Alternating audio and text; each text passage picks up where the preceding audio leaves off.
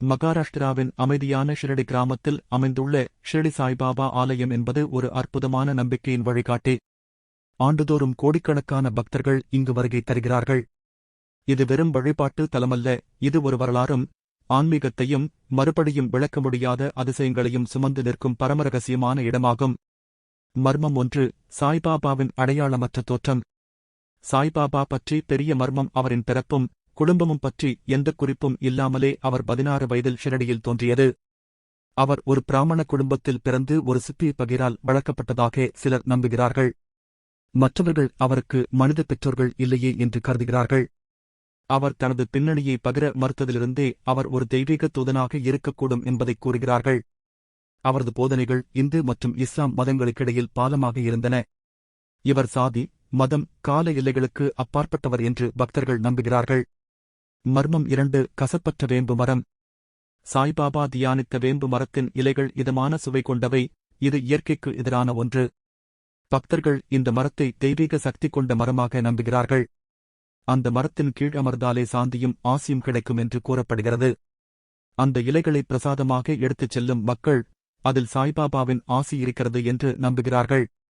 இது விஞ்ஞானிகளையும் மெய்மறக்க வைத்திருக்கிறது. மர்மம் 3. என்றும் அணையாத தோணி.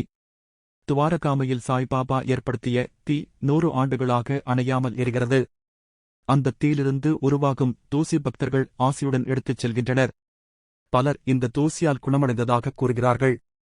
இந்த தூணி சாய்பாபாவின் பரமசுத்தி, அகந்தையை அழிக்கின்ற தீ என்றும் கருதப்படுகிறது. மர்மம் 4. அதிசய ஒளி மற்றும் உருவங்கள்.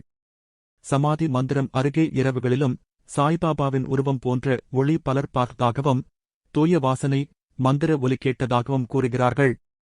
இவரது உருவம் கனவில் தோன்றும் வழிகாட்டும் பிரச்சனைகளை தீர்க்கும் நிகழ்வுகள் பக்தர்களிடையே அதிகமாகவே நிகழ்கின்றன. இது அவர் இறந்த பிறகும் அவரின் ஆன்மீகம் எம்மை வழிநடத்துகிறது என்பதற்கான சாட்சி என நம்பப்படுகின்றது. மர்மம் 5. தீராத அதிசயங்கள்.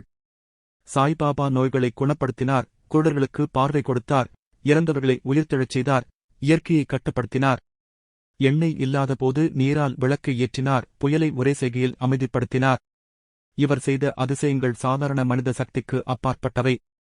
அவர் இறந்த பிறகும் பக்தர்களுக்கு அதிசய அனுபவங்கள் நிகழ்கின்றன. கனவில் தோன்றி வழிகாட்டி அதன் பிறகு வாழ்க்கை மாற்றம் அடைகிறது எனக் கூறப்படுகின்றது. மர்மம் 6. நிகழ்ந்த தீர்க்க தரிசனங்கள். சாய்பாபா தன்னுடைய இறப்பு நாளை சரியாக கணித்தார். 1918ஆம் ஆண்டு விஜயதசமி அன்று. அவர் பல உலக நிகழ்வுகளைப் பற்றி முன்கூட்டியே கூறினார். அவரது சில எச்சரிக்கைகள் பக்தர்களை ஆபத்திலிருந்து காப்பாற்றின.